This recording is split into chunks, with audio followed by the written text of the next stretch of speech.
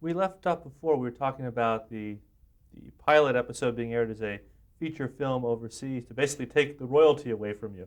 So it screens in the Caribbean as a feature film, gets picked up as a series. Then what happened? By the way, we left something out. In the middle of all this, I got a memo from Bill Orr asking me to change the name of the hero of 77 Sunset Strip to Stuart Bailey. And I knew instantly why. They had bought a novelette of mine, one of them that went in the Post, which was about Stuart Bailey, the private eye. But the pilot was about a man who would do anything for money. He was not a private eye. And it didn't sell because that was a little ahead of its time, a man who would do anything for money. So it didn't sell. But there was no problem about a royalty on that particular pilot because it was based on something that they had acquired, previously published and bought by them. That excluded it from a royalty vulnerability.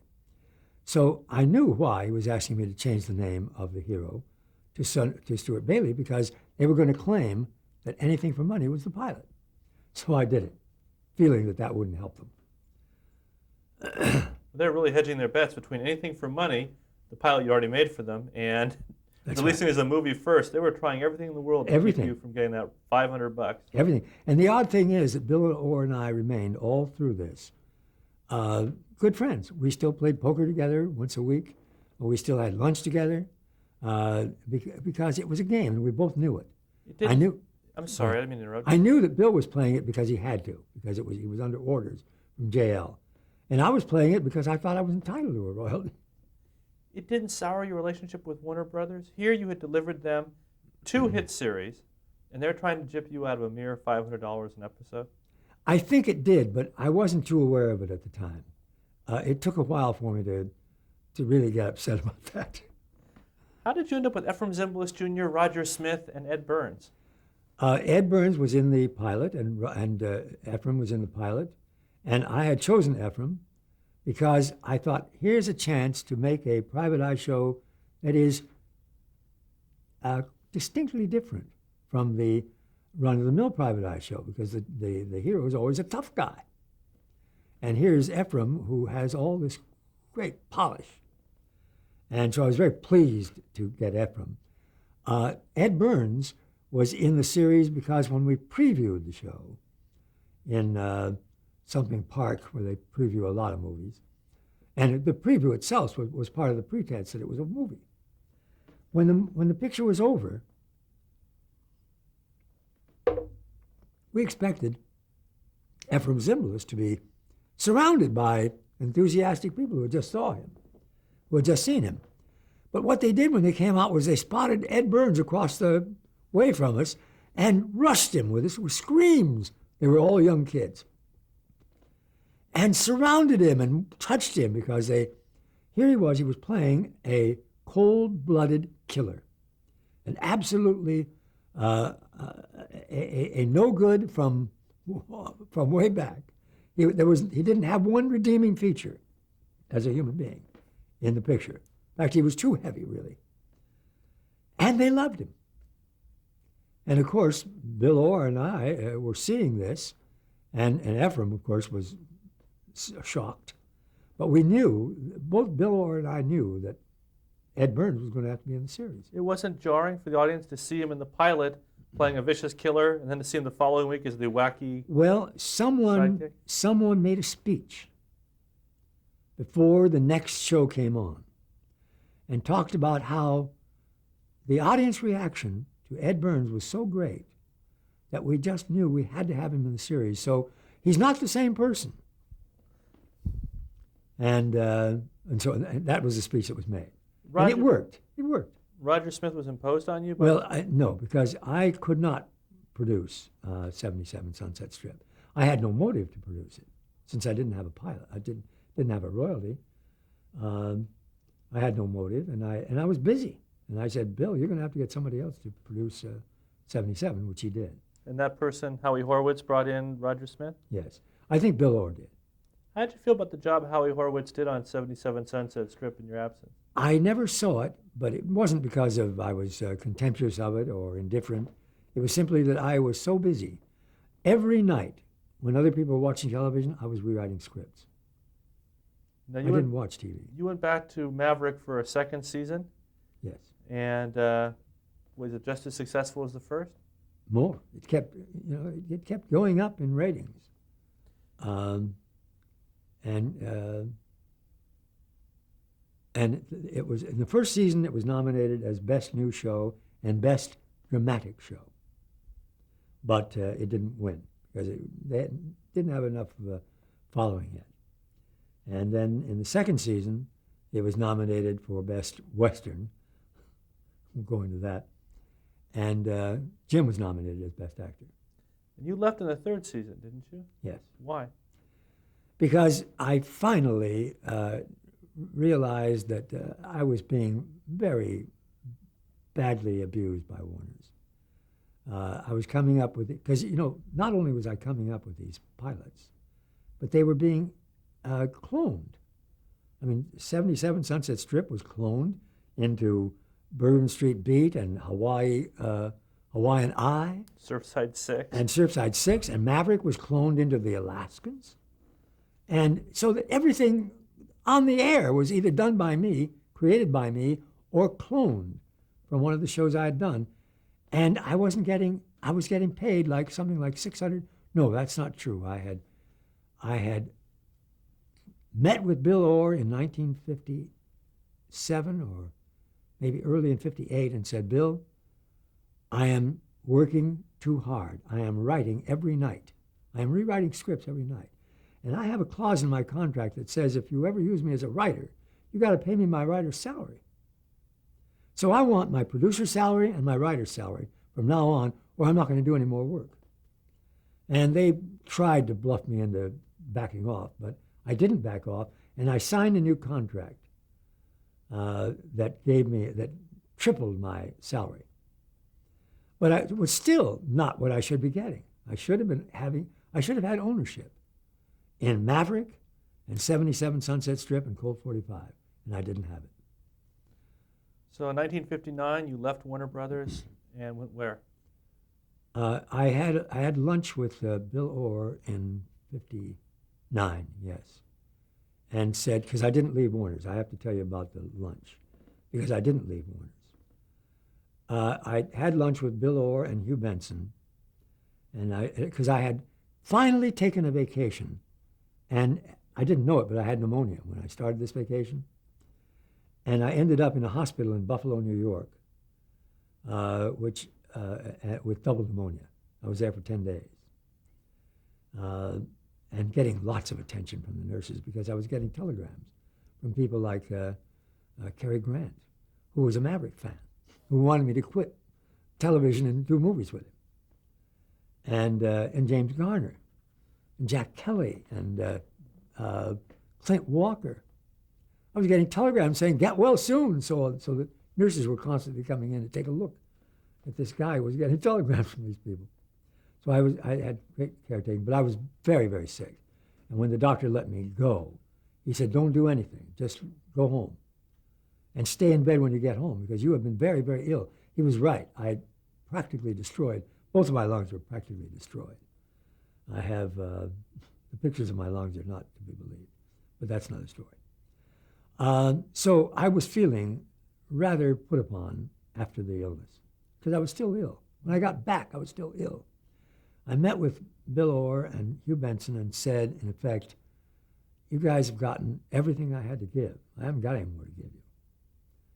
And I will not be doing any more pilots for you. And you might as well let me go. I still had quite a way to go on the contract. I said, you might as well let me go because I'm not going to do what I've done in the past. You're not going to get this. And Bill Orr reminded me that I had a contract, and I said, Bill, I don't care. If I have to get a job out of this business, I will. But I'm not going to do what I've been doing for you since 1955. And it was not it was the first time that Bill Orr and I had an unpleasant lunch. And Bill Orr called me back. I don't know whether it was right away or a day or two later. And he said, Roy, would you make movies for us? And I said, well, how do you mean? He said, well, would you move over to the movie division and become a movie producer? And I said, well, would I have this kind of freedom that you gave me? He said, oh, sure. They like you over there. They like your work.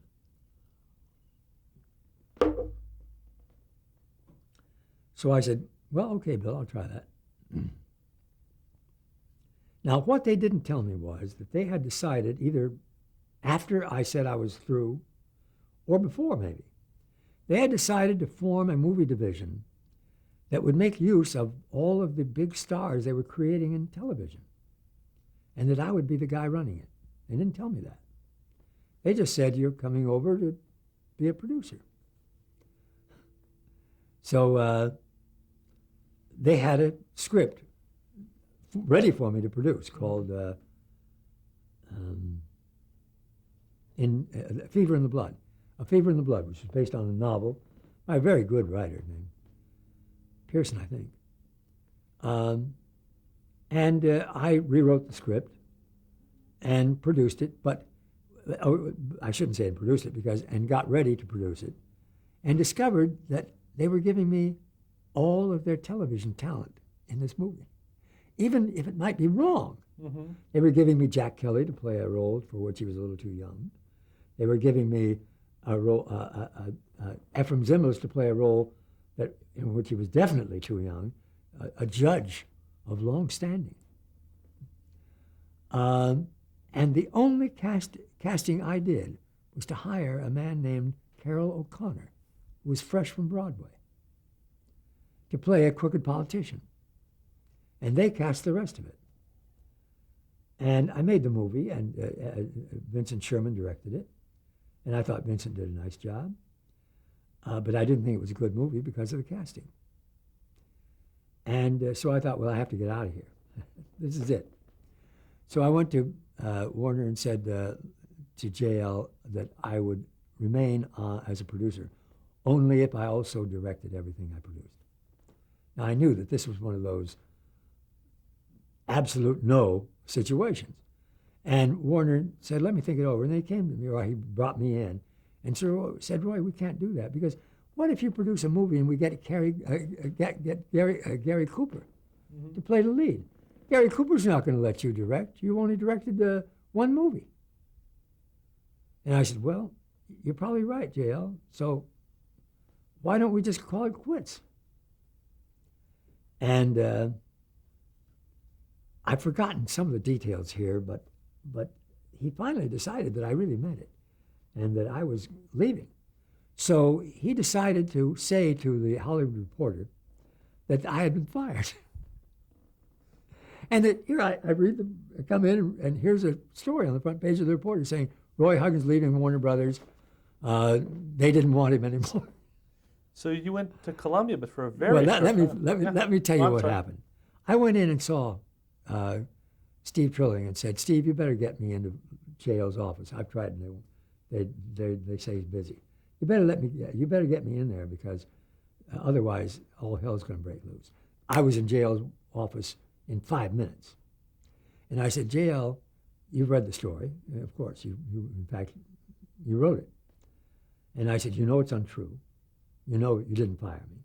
You know you didn't want, that saying that you didn't want me anymore is untrue. Now, either you're going to retract the story, or I'm going to call the reporter and give them my side of the story. And I think that's a fight you'll lose. So why don't you call and retract the story? And they may have said a little bit in this meeting. I'm only remembering what I said. But they finally agreed to do it. Now, this was a Friday.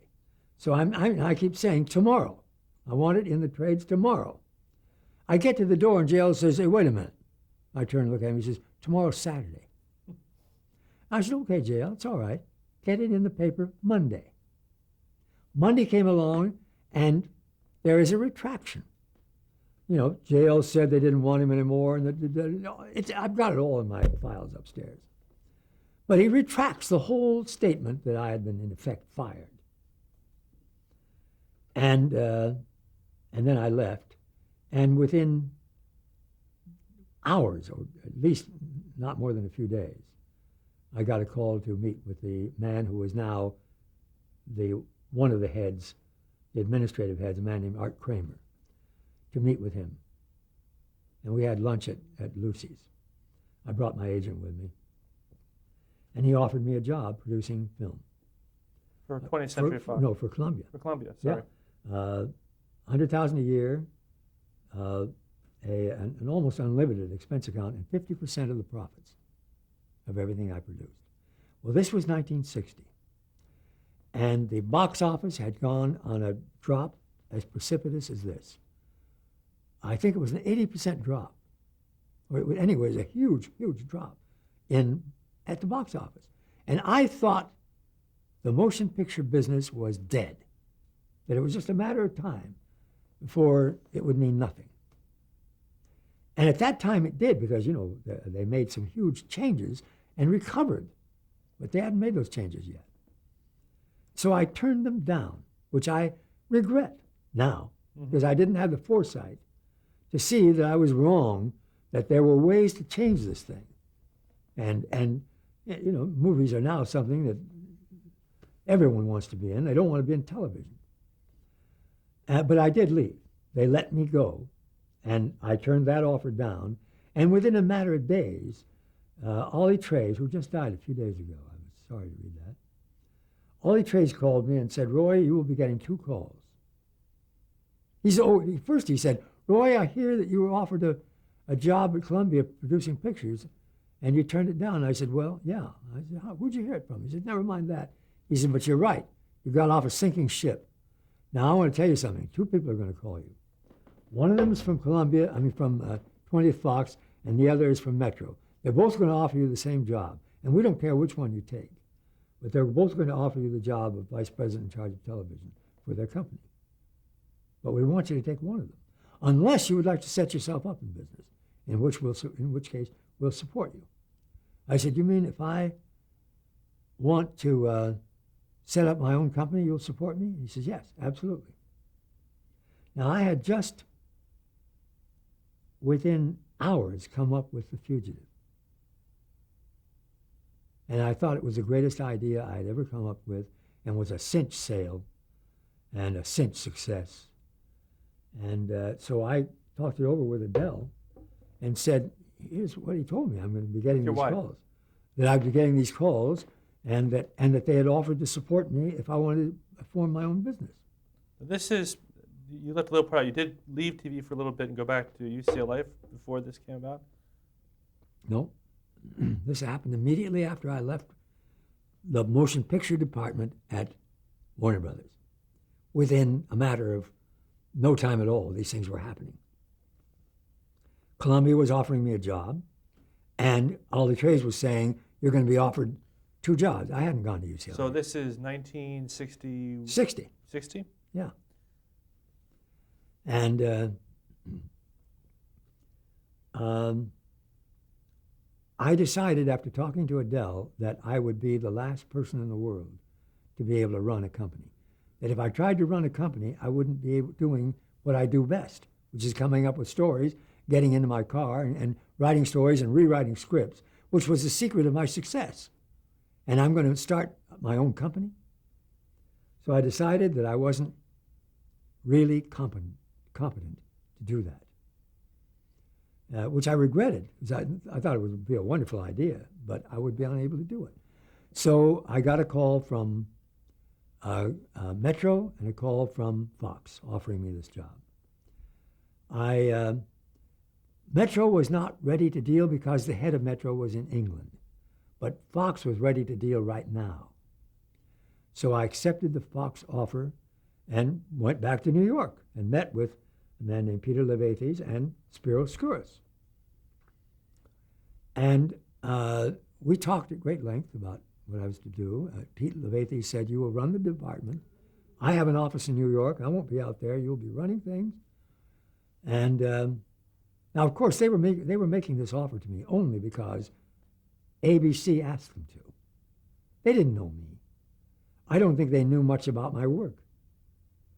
They just knew that ABC had said, if you hire Roy Huggins to run your television department, we will give you some shows. We will buy some shows from you. So, but I was getting along very well with Skouras. And he said, look, Roy, he says, my big problem is the motion picture division. And he says, it's doing badly. He says, I would like to make you an offer with an option to pick you up at any time to run the motion picture department. And I said, well, that's fine. I thought, my God, that's different from being a producer, running the motion picture department. Even if it goes broke, it's something I'd like to experience. So I said yes, and that option was in my contract. And on the way back on an airplane with Pete Levathes, and this part has been told before, but I think we should get it very briefly on this right now.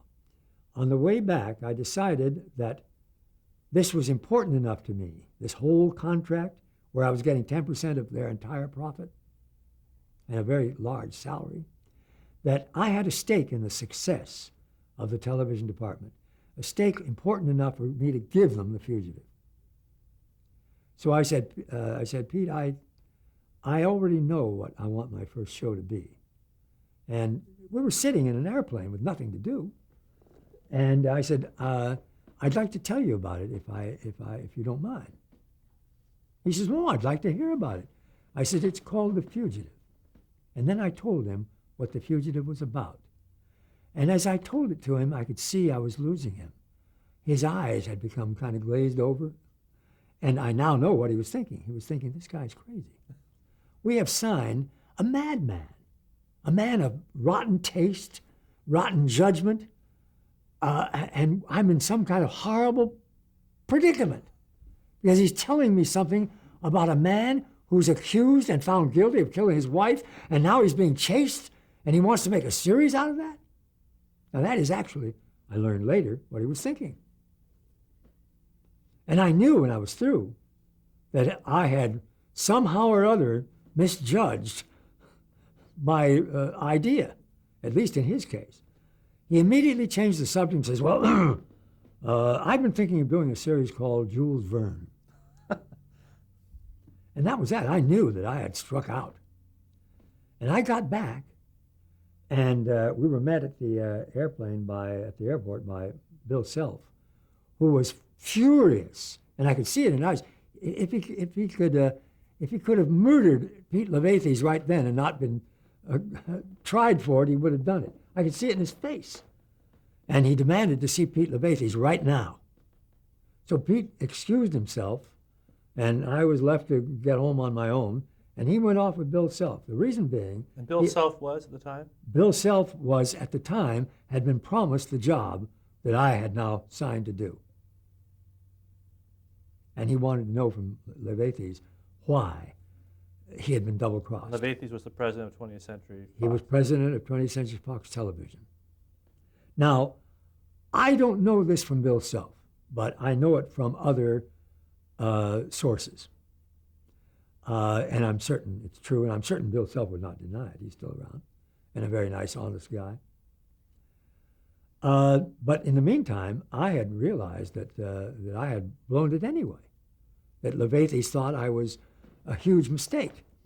And so I immediately called my agent and told him what had happened. And he said, oh, don't worry about it. I mean, you're only guessing. He didn't say he hated it, did he?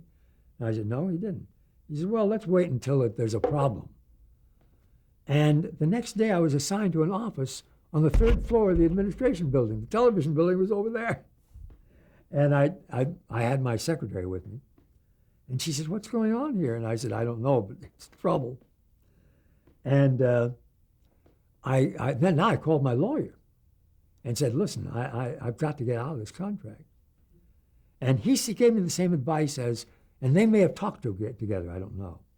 But he gave me the advice to wait until I knew that it was as bad as I thought it was. And it was. You only lasted a very short time.